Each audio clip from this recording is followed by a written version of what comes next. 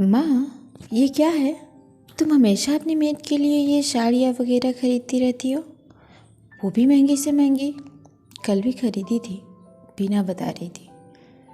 माँ, जो कीमती साड़ियाँ तुम्हारी बहू पर सूट करती है, वैसे अगर तुम अपनी घर की नौकरानी के लिए आखिर चाहती क्या हो? क्यों तुलना करने में लगी हो? क्या आपकी नज़र में बीना, जो कि हमारे घर की बहू है, और एक नौकरानी में कोई अंतर नहीं है? गुस्से में लाल पीला होते हुए दीपक अपनी माँ से कहा। बाहर दरवाजे की ओट में छुपी हुई बीना मुस्कुरा रही थी, क्योंकि उसने ही दीपक को बताया था कि माँ ने कल फिर से अपनी नौकरानी के लिए कीमती साड़ी खरीदी है। अंतर, तुलना, बेटा बहुत भारी शब्द है। खैर, तुम जानते भी हो एक बहू का फर्ज क्या होता है, बस अपनी सास से उसकी संपत्ति लेने का। बेटा, मैं जो करती हूँ सोच समझ कर ही करती हूँ, और मैं तुम्हारे पैसे का नहीं बल्कि अपने स्वर्गीय पति के पैसे का सदुपयोग करती हूँ। सुधा गर्व से बोली। मैं कुछ समझा नहीं माँ। तुम्हें बताया था, मगर तुम भी अपनी पत्नी के कहे पर ही। खैर, मैं बुरा नहीं मानती, जीवन साथी हो उसके, मगर बेटा एक अच्छे जीवन साथी का फर्ज अपने साथी को अच्छा बुरा बताकर समझाने का भी होता है, केवल आंख बंद करके हाँ में हाँ मिलाते हुए रहने का नहीं। माँ, साफ साफ कहो ना, आखिर बात क्या है? जानते हो, बीना ने मुझे कहा था, माँ आपका ये सोने का हार मुझे चाहिए, इतना खूबसूरत है और कीमती भी। मेरी सहेलियाँ तो देखकर ही जल बन जाएंगी। इन्होंने बड़े प्यार से दिया था मुझे। मेरे बाद ये सब है ही किसका, तेरा और बहू का। मैंने खुशी खुशी उसे दे दिया। उस दिन तू भी था ना, जब तेरे चचेरे भाई की शादी में हम सबको जाना था। मेरा सिर दर्द हो रहा था, ये तुझे भी पता था, मगर तू तैयार होकर बाहर गाड़ी निकाल कर हॉर्न बजाकर बहू को बुला रहा था, और बिना तैयार होकर बाहर आई और मुझसे बोली, मैं निकल रही हूँ माँ जी, आप अपना ख्याल रखिएगा। ख्याल? उसे बस अपनी कीमती साड़ी और सोने का हार दिखाने की जल्दी थी, सास की फिक्र नहीं।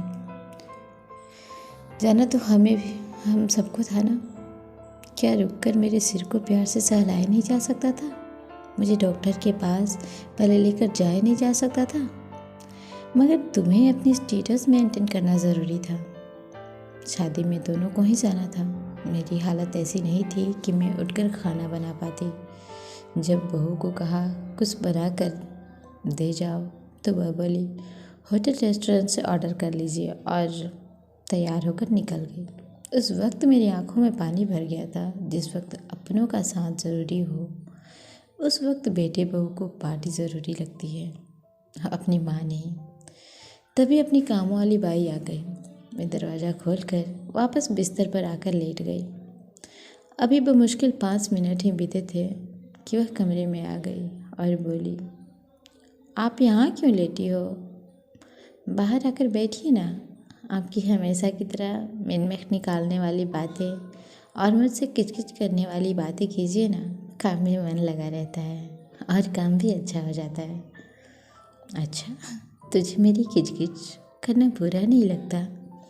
नहीं माँ जी, बल्कि मुझे तो बहुत खुशी होती है। मेरी माँ बचपन में मुझे ऐसे ही रोकती थी, और उनकी डांट खाने के लिए मैं अक्सर कुछ न कुछ गलतियाँ करती रहती थी। बाद में हम माँ बेटी खिलखिला कर हंसती थी। मुझे आप में अपनी माँ की छवि दिखाई देती है। अरे चलिए ना। नहीं, आज नहीं। क्यों, क्या हुआ है आपको? वो आज तबीयत ख़राब है, सर में बहुत दर्द है। जब मैंने कहा तो वह बोली, अरे तो पहले बताना चाहिए था ना। रुकिए कहकर वह तेज़ी से रसोई घर में गई, और जब वह वापस आई तो उसके हाथ में तेल की कटोरी थी। मेरे सिर में मालिश करने और सिर दबाते हुए सहला रही थी। उस वक्त बहुत सुकून मिला। फिर उसने पूछा, मैंने कुछ खाया? मैंने कहा, अभी बनाना है। वो रसोई में गई और झटपट खिचड़ी बना कर ले आई। उस वक्त मुझे बहू की बात याद आ रही थी। माँ, मैं आपकी बहू नहीं, बेटी हूँ, बेटी, जो माँ को दर्द में छोड़कर बाहर पार्टी के लिए निकल गई। और वहीं एक दूसरी और हमारे घर में काम करने वाली एक गरीब घर की लड़की, जिसे मैं हमेशा डांटती रहती थी, वह मेरी देखभाल कर रही थी, मुझे अपनी माँ समझती थी। और मैंने उसी वक्त तय कर लिया था, आज से वह मेरी बेटी है और हर माँ अपनी बेटी को कुछ ना कुछ देती है। और हाँ, बहू को बता देना, आगे से अपनी तुलना मेरी बेटी से मत करना, कहकर सुधा जी टीवी चलाकर देखने लगी। वहीं दीपक कमरे से बाहर दरवाजे की ओर में छुपी हुई अपनी पत्नी बीना को देखते हुए बाहर निकल आया। दोनों एक दूसरे को देखकर शर्मिंदगी से यहाँ वहाँ देखते हुए अलग अलग कोने में चले गए।